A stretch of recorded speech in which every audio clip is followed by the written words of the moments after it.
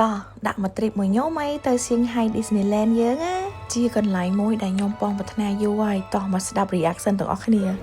អូលីជីត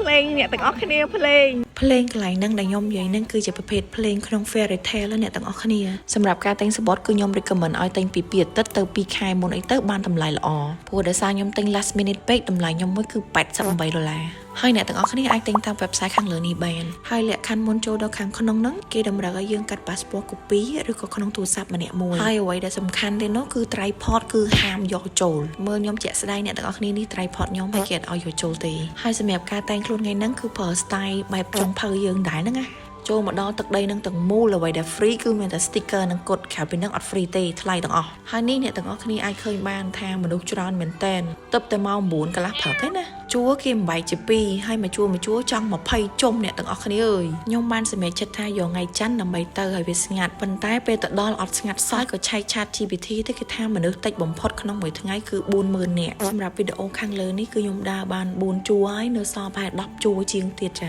សួនកំសាន្តគេនឹងធំខ្លាំងណាស់អញ្ចឹងដើម្បីកុំឲ្យវែងហើយដើរទៅខកជើងខកនីតិអ្នកទាំងអស់គ្នាអាច download app នេះដើម្បីមើលបានហើយនេះកដោ Mickey Mouse យើងហ្នឹងគឺជា signature របស់ Disney World នឹងឯងពេលទៅដល់ហ្នឹងអ្នកទាំងអស់គ្នានឹងបានឃើញអាក្បាលទៅជាកដោនឹងច្រើនការរងចាំក៏បានមកដល់ទីមផុតយើងចូលដល់កន្លែងសួនខាងមុខហើយអ្នកទាំងអស់គ្នាងាកមកមើលការតែងខ្លួនខ្ញុំថ្ងៃនេះវិញគឺចប់ហ្មងថាចង់ពាក់រ៉ូបទេប៉ុន្តែគេណាត់គ្នាពាក់អាវយឺតអញ្ចឹងក៏ពាក់អាវដូចគេទៅមកដល់ Disney World ហ្នឹងគេពេញនិយមពាក់អាតាជាកដោនេះណាចៃដន្យនេះខ្ញុំអត់ពេញនិយមជាមួយព្រោះតម្លៃគឺ$20ហើយកលិមកមើលខាងស្ដាំដៃយើងវិញគឺជាផ្ទះភូមិរបស់កតុកតាមួយហើយភូមិនឹងដែរសម្រាប់អ្នកដែលគាត់ស្ទើរកម្ពស់មកដល់នេះដឹងឃើញខ្ពស់ហ្មងព្រោះខ្ញុំខ្លួនឯងកម្ពស់1.50 ជាងឯងប៉ុន្តែមកនេះដូច1.70នេះអ្នកទាំងអស់គ្នាអាចឃើញបានព្រោះផ្ទះមួយមានកម្ពស់ខ្លីៗទៀបទេកលិមកមើលខ្ញុំថ្ងៃនេះវិញសូមអ្នកទាំងអស់គ្នាកុំប្រកាន់ណាចរិតកូនក្មេងចេញមកវិញហើយព្រោះដល់កន្លែងមួយដែលយើងចង់ឃើញចង់សប្បាយជាមួយយូរហើយថ្ងៃនេះមកឲ្យគេខ្លួនឯងមួយចោះនិយាយទៅតាំងពីដើមខ្ញុំអត់ដែររៀនអង់គ្លេសអីបានជ្រៅជ្រះទេតែដោយសារមើលតុក្កតាកូនក្មេងអីអស់ហ្នឹងទើបខ្ញុំចេះនិយាយអង់គ្លេសឥឡូវមកធ្វើរូមធួបន្ទប់ទឹកម្ដងខ្ញុំបង់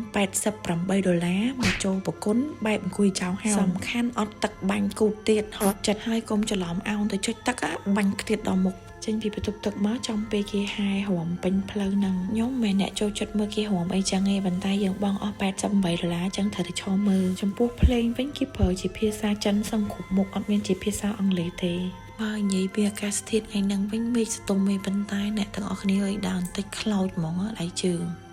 តោះយើងទៅខាងសងបន្តហើយក៏កលេចមកខាងឆ្វេងដៃឃើញថាអ្នកដែលមកលេងនៅនេះគឺគេអត់ប្រកាន់ការស្លៀកពាក់ទេហើយតែខ្ជូតសម្រាប់ការថតរូបពាក់មិនក៏បានដែរហើយគេពាក់ចុងជ្រុលណាស់តោះយើងដើរកាន់តែគៀកខាសយើងមែនតែនហើយនេះជា detail អ្នកទាំងអស់គ្នាគឺស្អាតខ្លាំងមែនតែនហើយខាងក្នុងវិញតាណាក៏មិនសិនជាជាក់ដែរអញ្ចឹងមានភាពងាយស្រួលក្នុងការដើរមើលណាស់របស់គេហើយអ្វីដែលអ្នកទាំងអស់គ្នាឃើញទាំងម៉ានសិតសឹងតែដូចក្នុង fairy tale ក្នុងរឿងដែលយើងធ្លាប់មើលអញ្ចឹងសំខាន់ដើរក៏មកដល់កន្លែងទ្វារមួយទ្វារហ្នឹងគឺគេនាំយើងទៅជួបប្រុសស្អាតអូច្រឡំមាត់គេនាំយើងទៅមើលរឿង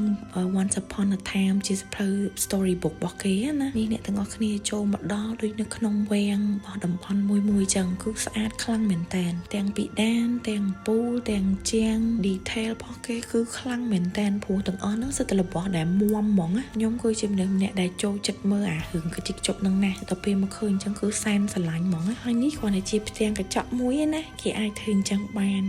ហើយហ្នឹងឃើញមុខខ្ញុំផាត់ style ជាប់មុខហើយមុខភ្លឺអលងហ្នឹងណាគឺខ្ញុំបានប្រើ color lip pairing lip and cheek 05របស់ Laneige ហើយនឹង Sun Tone Up បានផាត់មុខបែប glow up អញ្ចឹងបានហ៊ានសួរកញ្ចក់ថាពីណាគេស្អាតជាងគេចៃដន្យអីវាចេះឆ្លើយផងចឹងមានមើលតាមហ្នឹងឥឡូវយើងបន្តធ្វើដំណើរជាមួយនឹងការជិះទូកម្ដងការជិះទូកហ្នឹងមានរយៈពេល10នាទីហើយល្អមែនតើសម្រាប់ក្មេងព្រោះថាពីមួយកន្លែងទៅមួយកន្លែងគឺមានទេសភាពមានរូបចម្លាក់ដែលខ្ជូតឲ្យក្មេងមើលអត់មានភាពខ្លាចទេសំខាន់អីមានជិះចូលឡាអាងទៀតដែលមានទ្វារបិទមើលមកតំណងហ្មងក្នុងហ្នឹងគ្រាន់តែជាអ្វីដែលសម្បត្តិនិមិត្តសោះប៉ុន្តែគេអាចប្រើភ្លើងឡាស៊ែទៅធ្វើឲ្យថ្មហ្នឹងមានពណ៌ភ្លឹបភ្លែតពេញទៅអ្វីដែលល្អចូលទៅក្នុងនេះគឺក្មេងអត់ខ្លាចទេដោយសារគាត់ឃើញលក្ខណៈដូច fairy tale ដោយ bling bling ដោយអាកូន Tingle Bell អីចឹងការរៀបចំនឹងធ្វើឲ្យក្មេងអត់ខ្លាចហើយធ្វើឲ្យក្មេងចាប់អារម្មណ៍នឹងអ្វីដែលហោះហើរជុំវិញនឹងហើយអីដែលកាន់តែពិសេសនោះគឺក្នុងរអាងនឹងទៀតមានម៉ាស៊ីនជែកទៀតអ្នកទាំងអស់គ្នាអើយចូលទៅតែជែកលហំមកឥឡូវយើងមកដល់សាលច្រៀងនឹងរោមម្ដងរបស់ Anna និង Elsa ក្នុងរឿង Frozen និយាយពីថាអាប៊ីយ៉ាសប្បាយចិត្តថាបានច្រៀងហើយ Let it go ស្រាប់ចេញមកគេច្រៀងតែភាសាចិន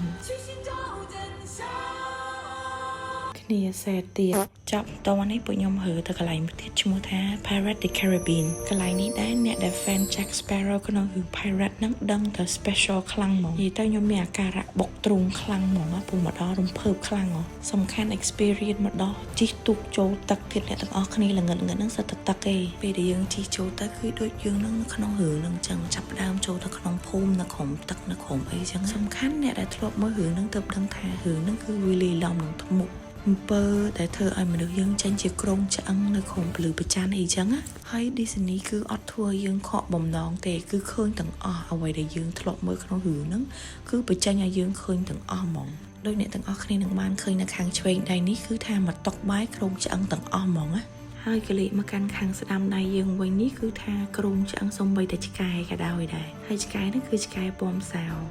មកឥឡូវចូលដល់វគ្គសំខាន់ហើយនិយាយទៅឃើញ 3D របស់គេនឹងធ្វើដូចយើងនៅក្នុងនឹងមែនតើហ្មងការរៀបចំភ្លើងនិង set របស់គេមានអារម្មណ៍ថាយើងគឺនៅក្នុងបាតកប៉ាល់ហើយមឹកយក្សហ្នឹងគឺហែលកាត់លើក្បាលយើងហ្មងនិយាយទៅខ្ញុំអត់ចង់ spoil អ្នកទាំងអស់គ្នាទេដោយសារខ្ញុំដឹងថាអ្នកទាំងអស់គ្នាបានមើលរឿង Captain Jack Sparrow នឹងអត់ទេអញ្ចឹងបើអត់ទាន់មើលសូមទៅមើលទៅល្អមើលខ្លាំងខ្ញុំសូមឈប់និយាយឲ្យអ្នកទាំងអស់គ្នាស្ដាប់ពេលដែលខ្ញុំនៅក្នុងនឹងវិញ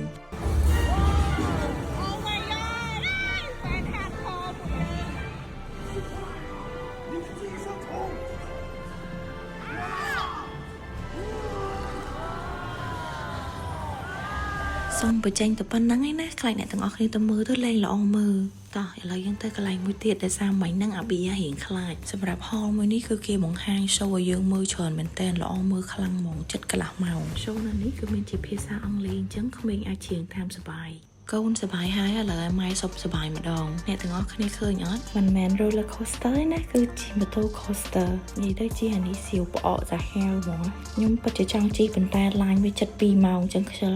គោទៅចាំជិះអានេះវិញហើយខ្ញុំក៏បានជិះដែរគាត់ថាអត់ហ៊ានយកទូរស័ព្ទទៅខ្លាចធ្លាក់ជ្រុះហ្មងហើយសម្រាប់ទេសភាពពេលយប់នេះគឺដូចនៅឋានផ្សេងមួយទៀតអញ្ចឹងស្អាតខ្លាំង Bye bye Disney see you next time អរគុណអ្នកទាំងអស់គ្នាដែលបានមើលវីដេអូនេះហើយបើសិនជាអ្នកទាំងអស់គ្នាមានឱកាសតើចង់ទៅនឹងដែរអត់